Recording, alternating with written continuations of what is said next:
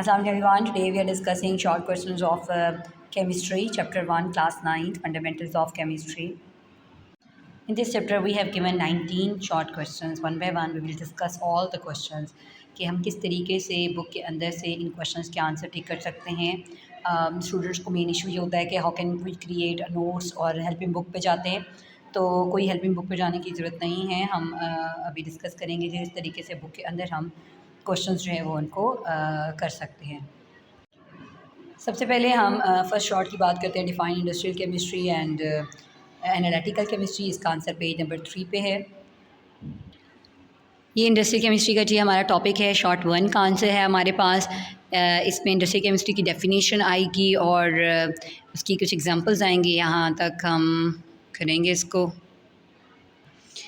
इसका आंसर जी the branch of chemistry से स्टार्ट होगा. सल्फ्यूरिक एसिड पे हम इसको एंड करेंगे.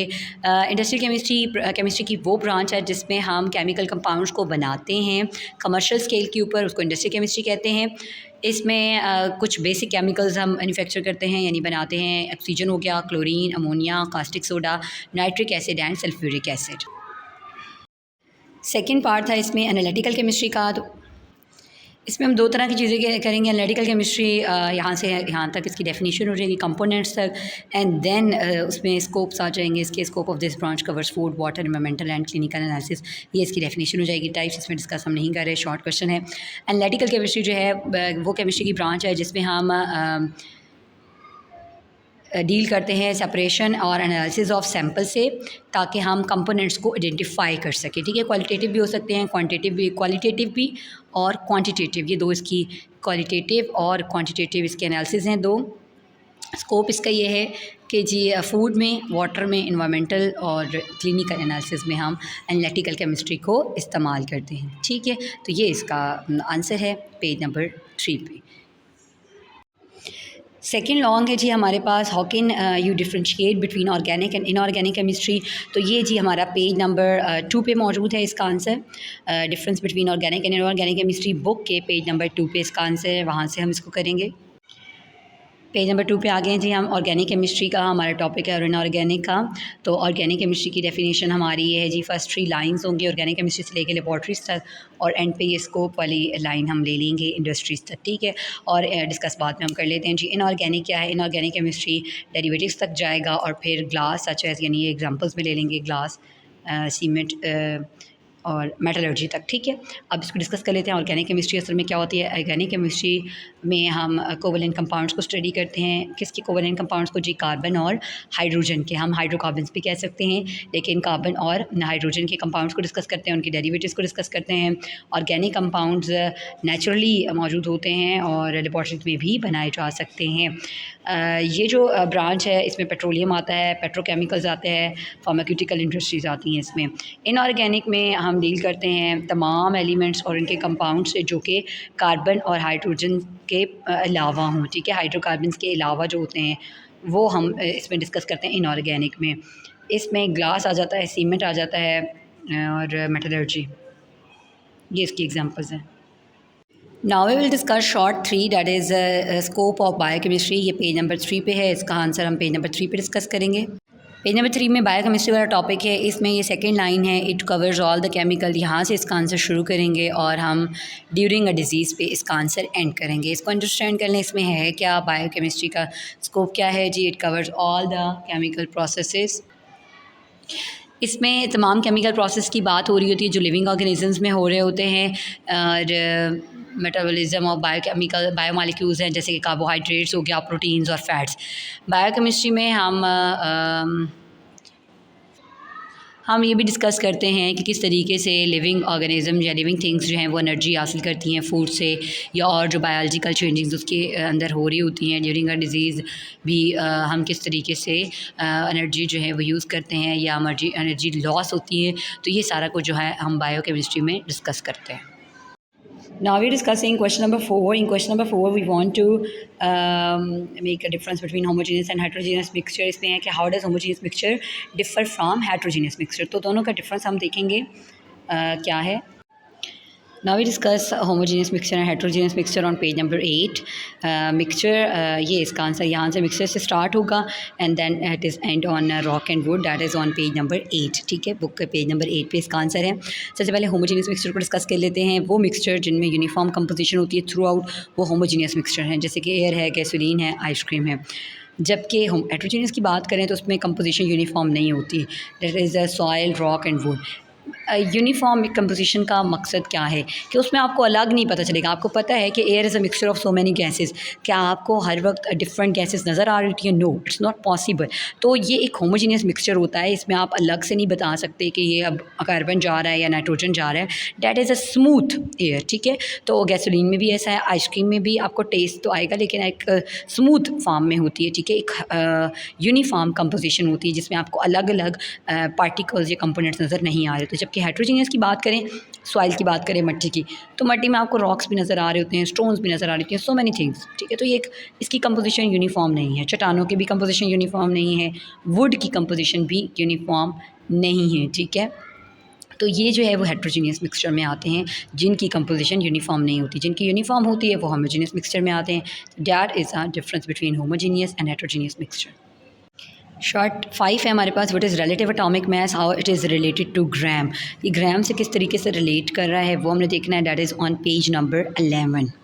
पेज नंबर 11 पे हम आ चुके हैं। रिलेटिव एटॉमिक मास के आंसर यहाँ से, ये थर्ड टॉपिक 1.2.3 हेडिंग की 4th लाइन से हम ये स्टार्ट करेंगे रिलेटिव एटॉमिक मास को, और ये 12 आइसोटोप पे एंड हो रहा है।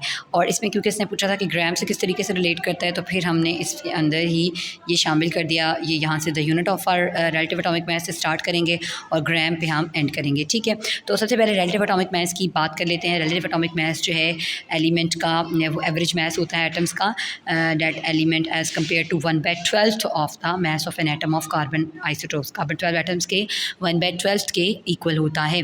इसमें जो यूनिट है रिलेटिव एटॉमिक मास का, उसको एटॉमिक मास यूनिट कहते हैं। उसका AMU सिंबल है, और 1 एटॉमिक मास यूनिट जो होता है 1/12 मास ऑफ 1 एटम के बराबर होता है। जबकि एटॉमिक मास यूनिट को हम ग्राम्स में एक्सप्रेस करते हैं। किस तरीके से? 1 AMU इज इक्वल टू 1.66 × 10⁻⁻24 ग्राम। तो ये शॉर्ट 5 का यहाँ से भी आंसर है और ये भी है। ठीक है, that is on page number 11। तो जिनको नोट्स बनाने में मुश्किल हो रही है वो बहुत आसानी से बुक के अंदर से नोट्स कंप्लीट कर सकते हैं। Move forward to short 6। Short 6 है define empirical formula with an example. Empirical formula page number 24 पे है, उसकी एग्जांपल पेज नंबर 12 पे है। सबसे पहले हम इसकी डेफिनेशन डिस्कस कर लेते हैं 24 पेज पे। ये जी शॉर्ट 6 का हमारा आंसर है एम्पेरिकल फार्मूला का। That is the simplest type of chemical formula which shows the relative number of atoms of each element in a compound. Compound के अंदर जो नंबर ऑफ एटम्स हैं उनको हम जब देखते हैं तो दैट इज़ एम्पेरिकल फार्मूला। इसकी एग्जांपल पेज नंबर 12 पे हम डिस्कस करेंगे। ये जी सिलिकॉन वाली भी है, ग्लूकोज वाली है। मैंने ग्लूकोज वाली एग्जांपल ऐड की है शॉर्ट 6 में। Glucose is the simplest ratio 1, ratio 2, ratio 1 of carbon, hydrogen and oxygen. ठीक है, तो इसका एम्पेरिकल फार्मूला बनता है CH2O। इसमें एक कार्बन है, 2 हाइड्रोजन के एलिमेंट्स हैं और 1 ऑक्सीजन का है। तो that is the empirical formula of glucose. Short 7 है state 3 reasons Y air is a mixture and water is a compound. 3 reasons बताने हैं कि हम क्यों कह सकते हैं एयर एक मिक्सचर है, वाटर कंपाउंड है। ठीक है, तो इसके रीजंस बताने हैं। इसका बुक में आंसर नहीं है, ये मैंने खुद करवाया हुआ है। चलिए मैं आपसे डिस्कस कर लेती हूँ कि हम इसका आंसर में क्या लिखेंगे।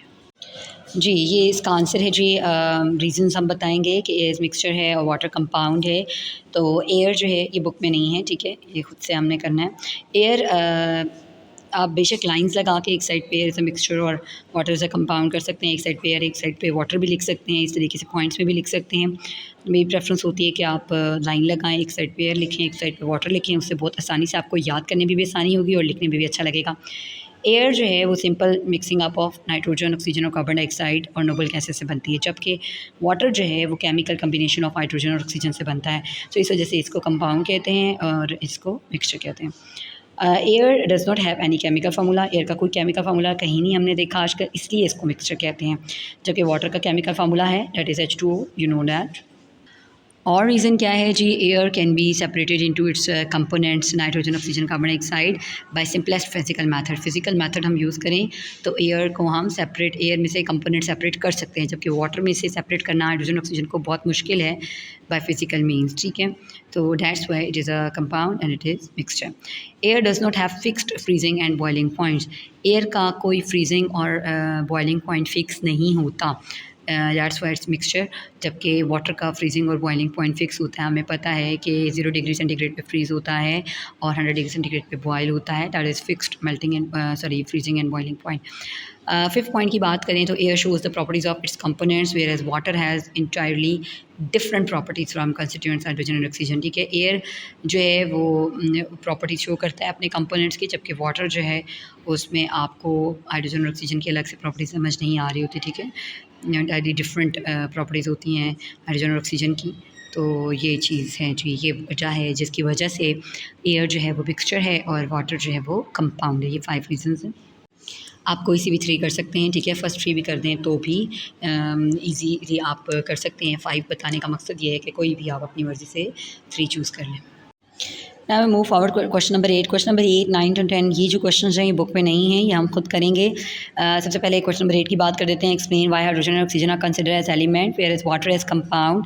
तो इसका आंसर भी मैं आपको खुद करवाऊँगी, बुक के अंदर नहीं है।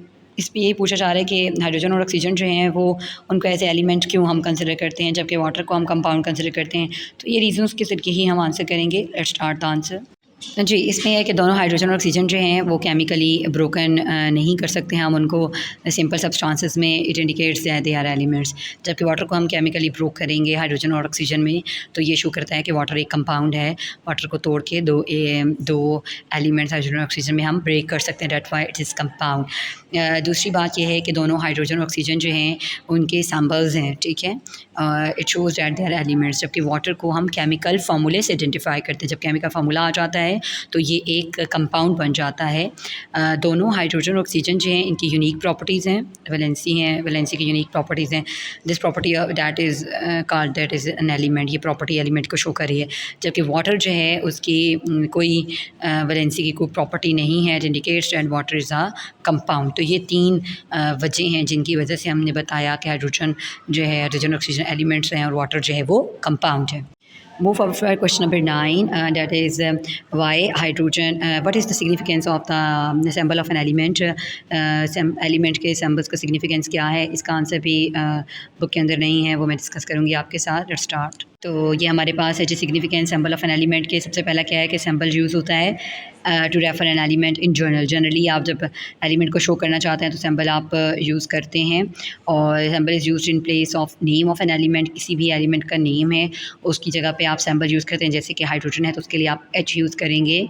Symbol is used to represent one atom of an element और ये एक एटम को शो करता है एलिमेंट के। Symbol is short hand representation of an element. आप शॉर्ट हैंड कह सकते हैं। हमने हाइड्रोजन का उसको H कह दिया, सोडियम है उसको Na कह दिया, ठीक है। तो एक शॉर्ट फॉर्म है, that is why that's it the significance. Next है state the reasons soft drink is a mixture and water is compound. अब हमने ये भी बताना है, वजह बतानी है कि सॉफ्ट ड्रिंक जो है वो एक मिक्सचर है और वाटर जो है वो एक कंपाउंड है। Let's start the answer. ये भी बुक के अंदर नहीं है, ये भी हम डिस्कस करते हैं जी। सॉफ्ट ड्रिंक एक मिक्सचर है, वाटर कंपाउंड है। सॉफ्ट ड्रिंक मिक्सचर है, it is form by mixing physical 2 और मोर substances without any fix ratio. इसमें कोई फिक्स रेशो नहीं है। वाटर जो है वो कंपाउंड है, इसको हम chemical combination 2 elements of hydrogen लेते हैं, एक ऑक्सीजन लेते हैं, फिक्स रेशो है यानी 1:8 बाय मैस अगर हम लें तो 1:8 बनती है, that's why it's a compound.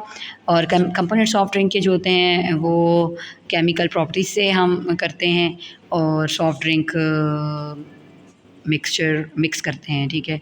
और वो बरकरार रहते हैं केमिकल प्रॉपर्टीज़ की वजह से। और जबकि कंपोनेंट्स ऑफ वाटर जो है हाइड्रोजन ऑक्सीजन वो लॉस्ट हो जाते हैं, उनकी प्रॉपर्टीज़ ख़त्म हो जाती हैं जब नेक्स्ट उसको कंपोनेंट्स बनाते हैं। That's why water is a compound. तो ये 2 रीजंस हैं जी, soft drink is a mixture and water is a compound. Classify the following into elements, compounds और मिक्सचर। ये नेक्स्ट हमारा शॉर्ट 11 है कि हमने एलिमेंट्स को, कंपाउंड्स को और मिक्सचर को क्लासीफाई करना है कि कौन सा एलिमेंट है, कौन सा कंपाउंड है, कौन सा मिक्सचर है। तो हीलियम भी एक एलिमेंट है, हाइड्रोजन H2 जो है वो भी एक एलिमेंट है, ठीक है। तो ये दोनों एलिमेंट्स हैं। तो ये बेशक बुक के ऊपर कर लें ताकि आपको बाद में जो है वो ईजी हो। आप CO यानी कार्बन मोनोऑक्साइड है, ठीक है, CO2 होता है ना, कार्बन डाइऑक्साइड होता है। तो ये कंपाउंड है। और जो CO स्मॉल हुआ था ना, ये कोबाल्ट है, ये एक एलिमेंट है। वाटर और मिल्क की बात करें, वाटर एक कंपाउंड है, मिल्क एक मिक्सचर है।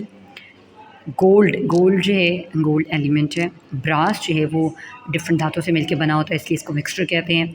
आयरन एक एलिमेंट है। स्टील भी डिफरेंट चीज़ों को मिक्स करके बनाया जाता है, तो डैट इज़ अ मिक्सचर, ठीक है।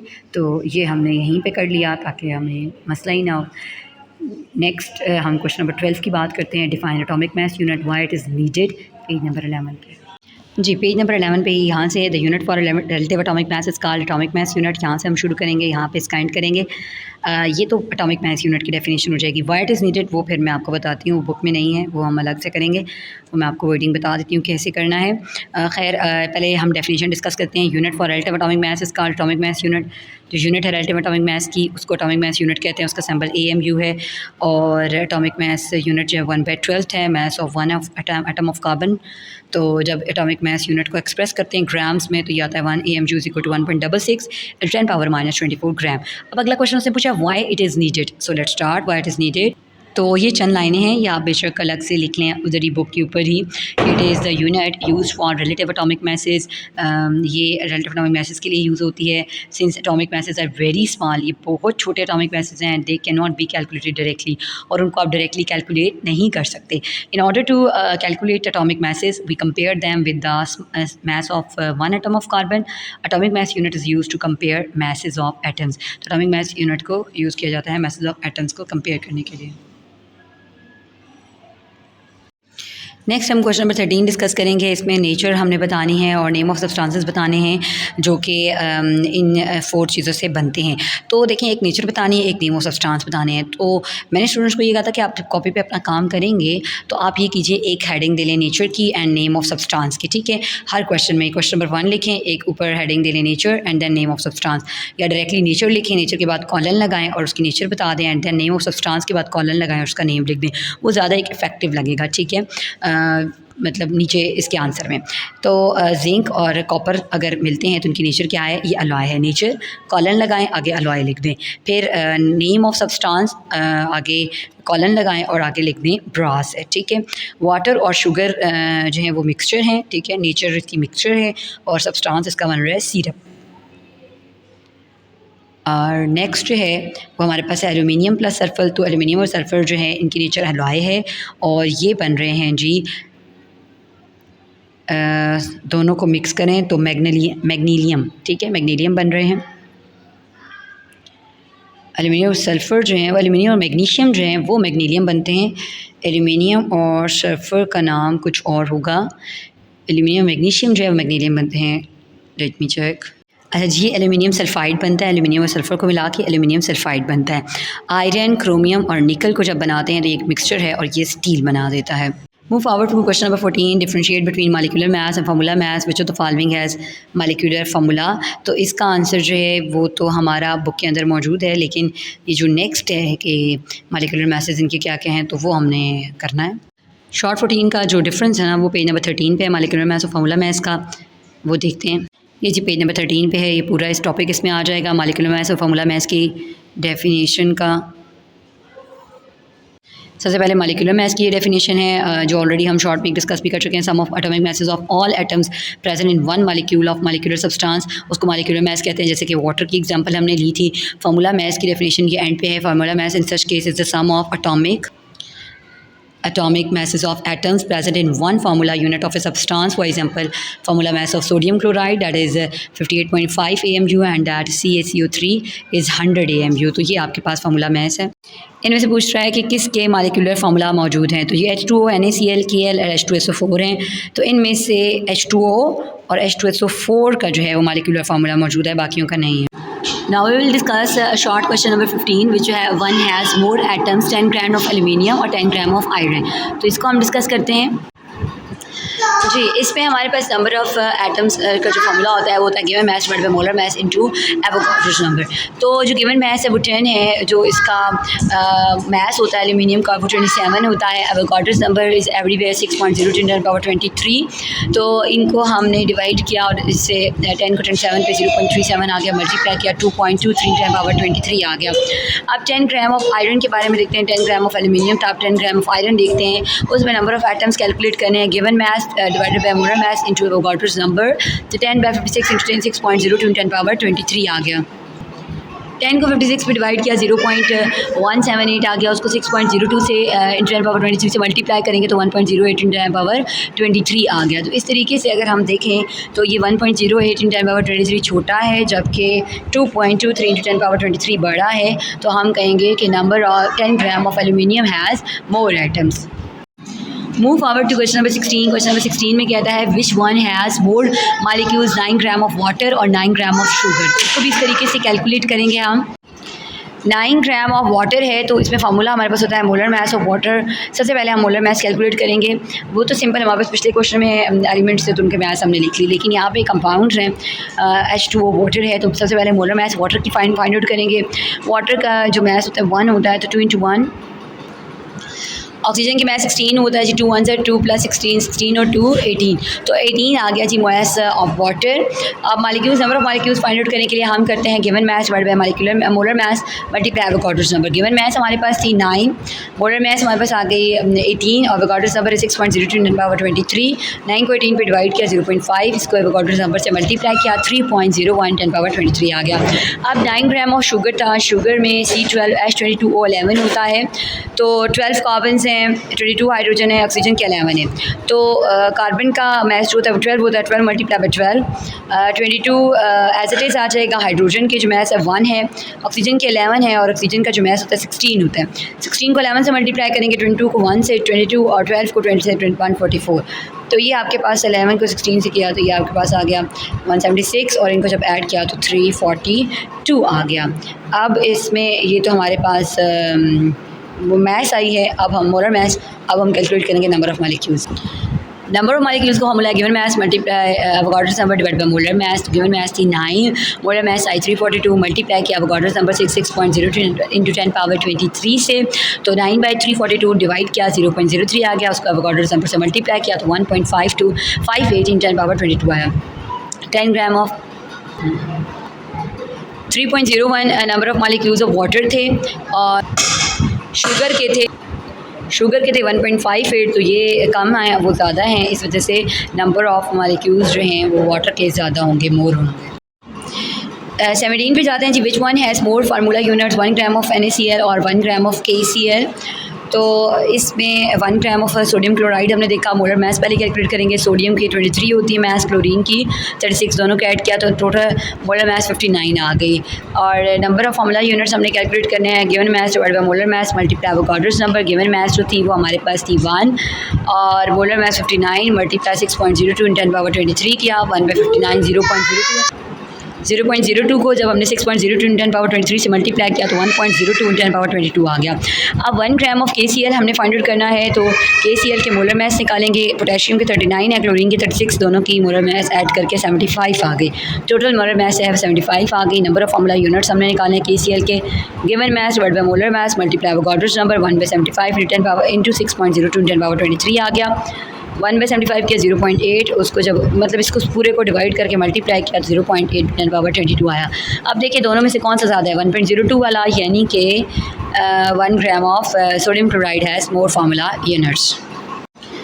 नेक्स्ट क्वेश्चन नंबर 18 है, differentiate between homoatomic and heteroatomic molecules with example. ये पेज नंबर 16 पे इसका आंसर है। Now we are on page number 16। तो 16 पे ये हमारे पास है जी होमोएटॉमिक और हेटेरोएटॉमिक मॉलिक्यूल्स का कंसेप्ट। लास्ट पैराग्राफ में यहाँ से शुरू होकर यहाँ पे ख़त्म होगा जी। शॉर्ट 18 का होमोएटॉमिक मॉलिक्यूल्स होते हैं सेम टाइप के। अब जैसे कि हाइड्रोजन है, ओजोन हो गया, अब सेम टाइप ऑफ एटम्स जो हैं वो 3 एग्जिस्ट कर रहे हैं। हाइड्रोजन के 2 हैं, सल्फर के 8 हैं, फास्फोरस में P4 है, ठीक है। तो सेम टाइप ऑफ एटम्स जब मॉलिक्यूल्स के ऐड होते हैं तो होमोएटॉमिक कहलाते हैं। और जब मालिक्यूल्स जो है वो डिफरेंट काइंड्स ऑफ एटम्स पर मुश्तमिल होता है तो उसको हेट्रो एटॉमिक कहते हैं। For example CO2, H2O and NH3। ठीक है, ये डिफरेंट काइंड्स ऑफ एटम्स जो है वो कंबाइन हुए हैं। ये डिफरेंस था हेट्रो और होमो का। Move forward to question number 19, that is the last question of this unit. इसमें हमें हमसे पूछता है कि नंबर ऑफ हाइड्रोजन आइटम्स जो हैं वो किस पे ज़्यादा हैं, 2 मोल ऑफ HCl में या 1 मोल ऑफ NH3 में। In this question, we have 1 mole of, first of all, we'll write 1 mole of HCl contain molecules to 6.02 × 10⁻23 molecules हैं। जब 2 moles of HCl की बात होगी तो 2 को मल्टीप्लाई कर देंगे 6.02 × 10⁻23 से, हमारे पास 12.04 × 10⁻23 आ गया। अगर इधर हमने डेसिमल को इंटरचेंज कर दें, यहाँ ले आएँ 1.2 कर दें 1.204 तो ये 10⁻24 बन जाएगा। ये हमारे पास हो गया 1.2 × 1.204 × 10⁻24 मालिक्यूल्स। अब हम 1 मालिक्यूल ऑफ HCl की बात करते हैं, उसमें एटम्स कितने हैं, एटम्स की तादाद कितनी है हाइड्रोजन एटम्स की। तो 1 एटम था हाइड्रोजन, तो यहाँ पे 1 को हम मल्टीप्लाई कर लेंगे, मतलब 1.204 × 10⁻24 ही रखेंगे, एक ही था, 1 से मल्टीप्लाई कर लेंगे तो हमारे पास ये नंबर ऑफ़ हाइड्रोजन एटम्स की तादाद आ गई 1.204 × 10⁻24 एटम। अब हम 1 मोल ऑफ NH3 की बात करेंगे। इसमें हमने जनरली कहा कि 1 mole of NH3 contain molecule 6.02 × 10⁻23 molecule. एक मालिक्यूल NH3 में हाइड्रोजन के एटम्स जो हैं वो 3 हैं, तो 6.02 × 10⁻23 मालिक्यूल्स को हम 3 से मल्टीप्लाई करेंगे। ठीक है, तो 3 से मल्टीप्लाई किया तो 18.06 × 10⁻23 आ गया। अब अगर डेसिमल हम इधर मूव कराएं तो इसकी पावर में 1 ऐड हो जाएगा, यानी 1.806 × 10⁻24 हो जाएगा। इस तरीके से 1 मोल जो है NH3 का, उसमें ज़्यादा हाइड्रोजन एटम है एज़ बनिस्बत 2 मोल ऑफ HCl के। तो इस तरीके से हमारा क्वेश्चन जो है वो 19 कम्प्लीट हो गया। Assalamu alaikum everyone. Today we are discussing the raw materials which are using in solvent process. These are 3 raw materials: sodium chloride NaCl or brine, limestone CaCO3 and ammonia gas NH3.